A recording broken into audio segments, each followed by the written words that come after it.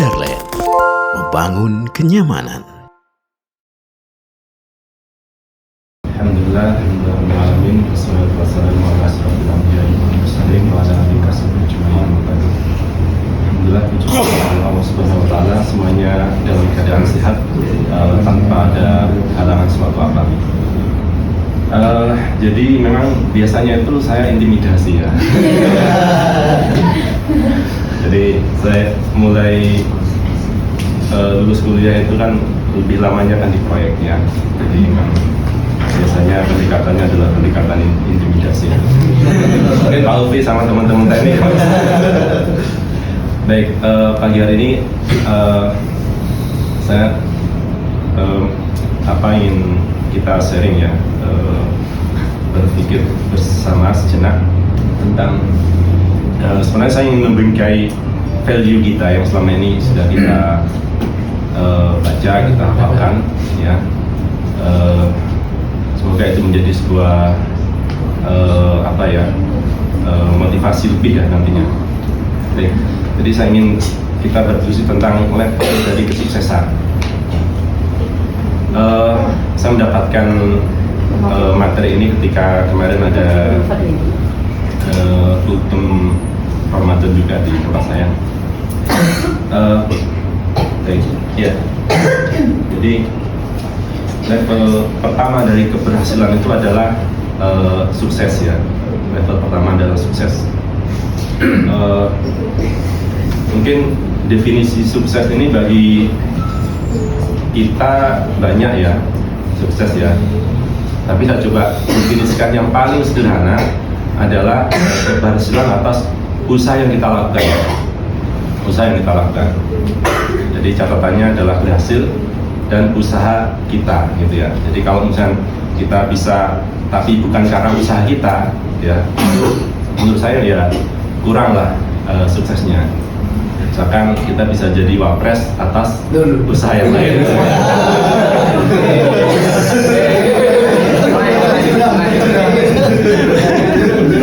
Ya itu sukses, cuma belum maksimal gitu ya. Ada baju bubur. Nah, ada banyak prasyarat. Jadi kalau kita amati dari tokoh-tokoh yang berhasil, tokoh-tokoh yang sukses itu ada banyak. Coba diklik aja biar ya. Nah, jadi pertama dia karakternya adalah sosok yang terus belajar gitu ya.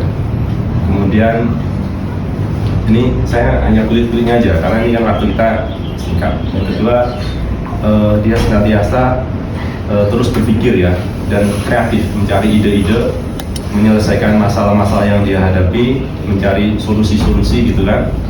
Kemudian juga berani mencoba ya, berani mencoba hal-hal yang baru, berani mencoba metode-metode baru, berani mencoba konsep-konsep yang baru ya. Kemudian yang mana dalam value kita itu terangkum dalam sebuah kata namanya inovatif. Kemudian ada prasyarat yang lain untuk sukses itu, misalkan kita harus kompeten. Kompetenternya kita menguasai bidang kita itu secara bagus gitu ya. Jadi kalau yang di teknik misalkan Mas Adit ini ya sangat kompeten dengan menggambarnya gitu ya. Pak Alfi dengan konsep-konsepnya, Pak Mahmud dengan handling projectnya, Mas Dava dengan drafternya gitu ya. Siapa lagi? Ya, jadi kita harus kompeten. Syarat pertama kalau kita di profesi kita. Kemudian yang kedua, kita juga memiliki semangat kerja, etos kerja yang tinggi. Kita memiliki kedisiplinan yang luar biasa.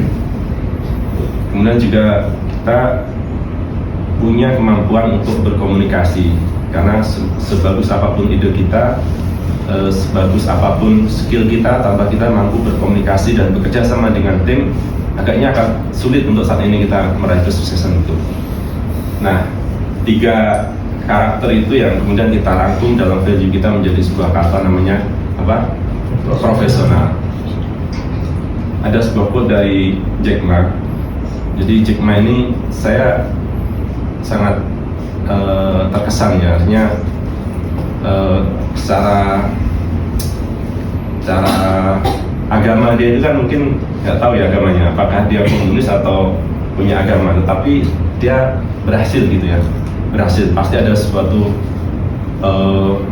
rahasia. Nah, kalau kita baca biografi nya Jack Ma ini, hampir dia memiliki semua ini ya. Bagaimana dia terus belajar ketika dia masih kecil itu, bagaimana dia bersepeda dari rumahnya ke kota itu berapa kilo gitu ya, jauh pokoknya, supaya dia bisa belajar bahasa Inggris gitu ya.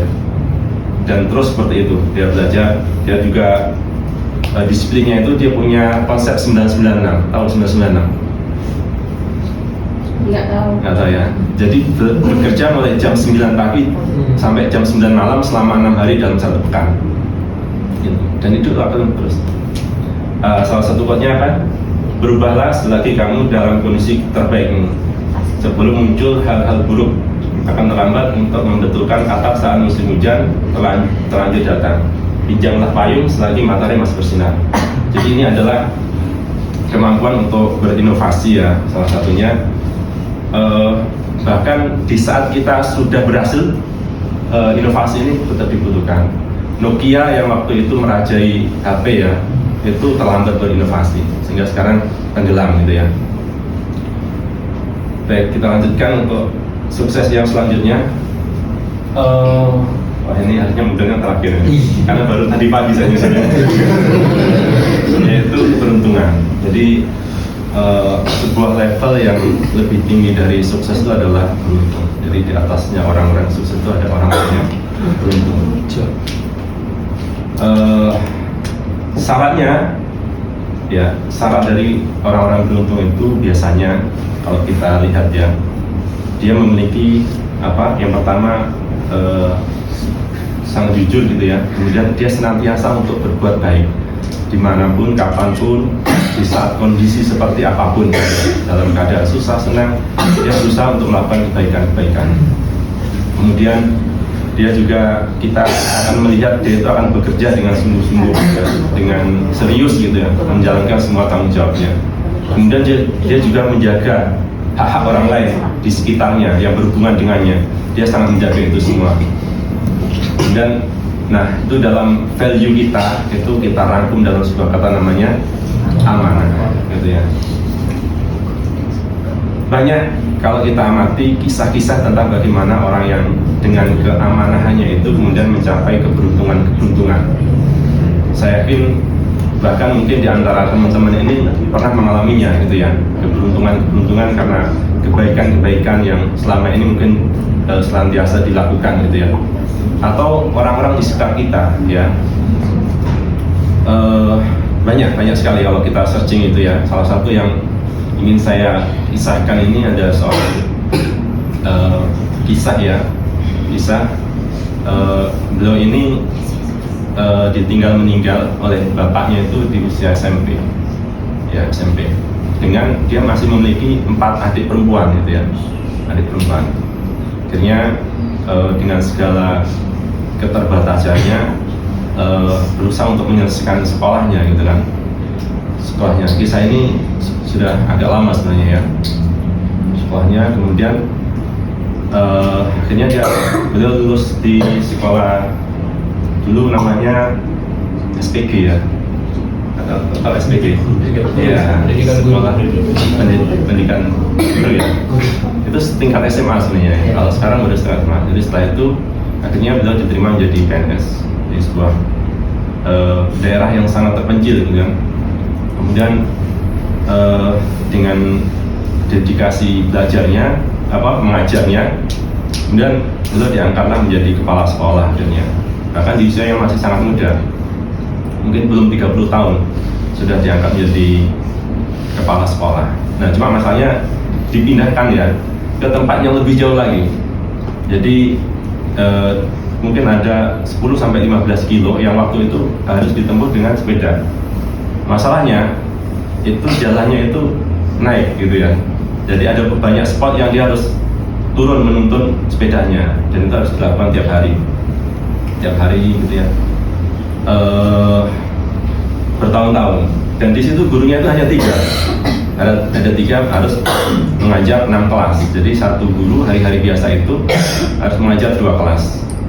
Kadang saat ada yang nggak masuk dan sering ada yang nggak masuk dari 3 itu, jadi satu guru harus mengajar 3 sampai 4 kelas gitu ya. Jadi dengan penghasilan yang sangat terbatas karena gaji guru itu waktu itu belum ada sertifikasi ya, jadi harus menghidupi keluarganya serta adik-adiknya gitu ya, ya alhamdulillah punya putra 2 gitu ya. Kemudian dengan kondisi ekonomi seperti itu, dengan keterbatasannya, kemudian bisa dengan sekolah yang di daerah Pak, itu anak-anaknya bisa sekolah diterima di ITS semua gitu ya, dari teman saya. Itu adalah menurut saya ya keberkahan dari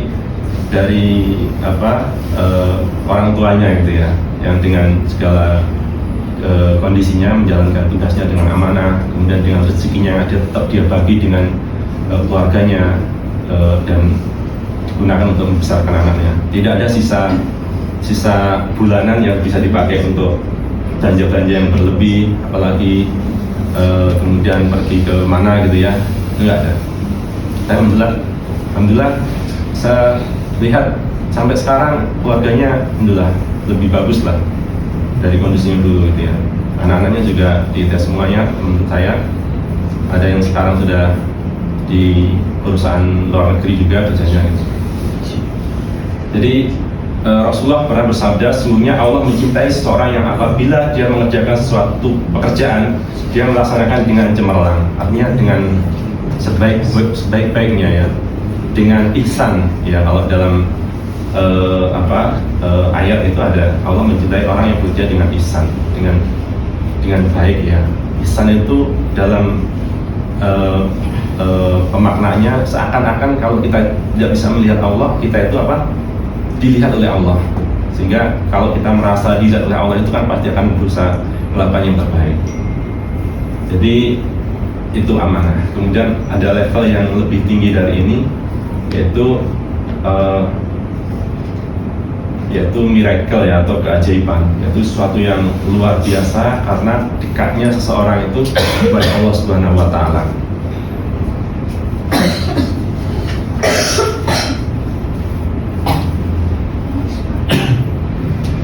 Nah,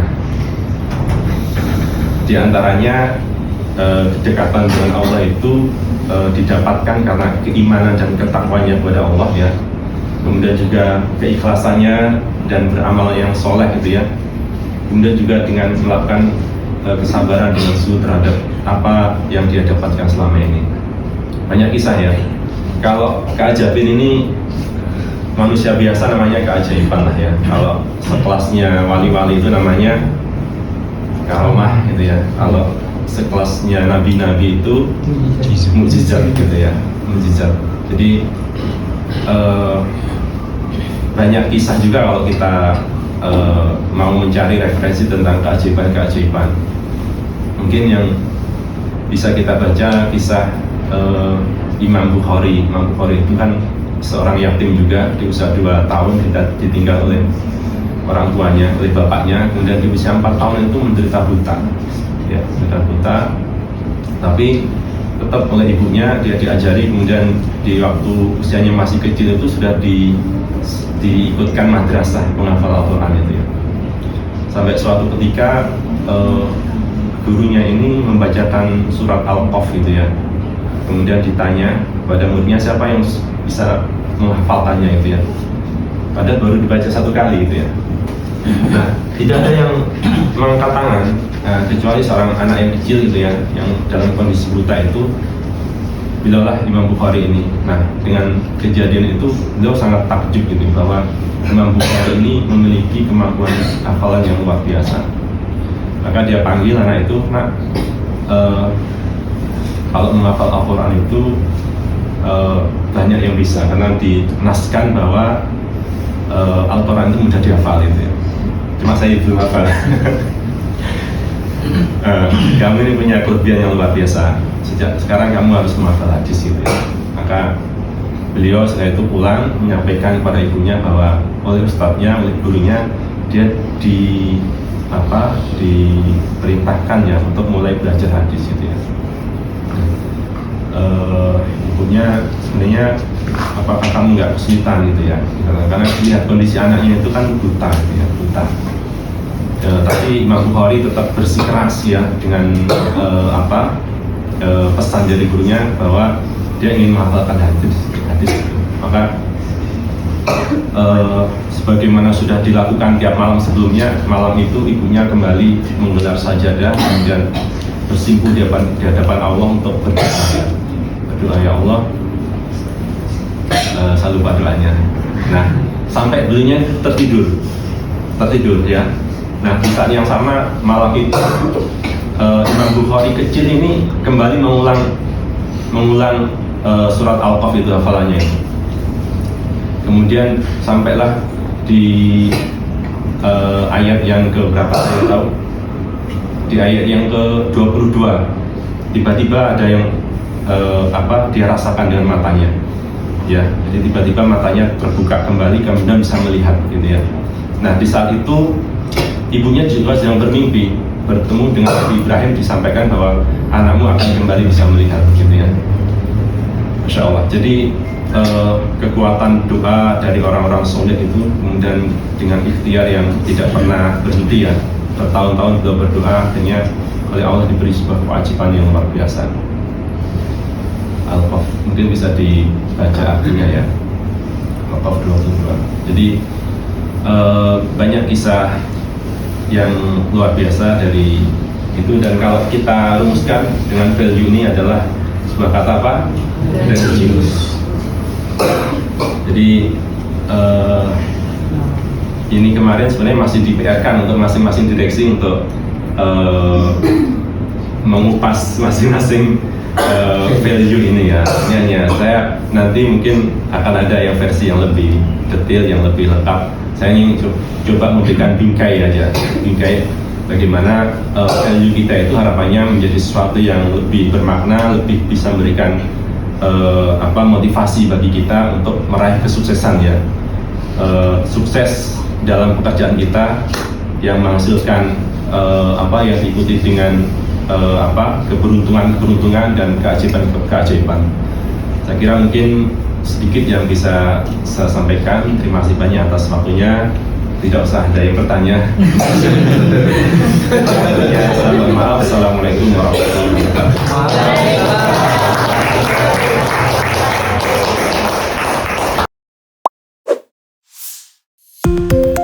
Kadarland, membangun kenyamanan.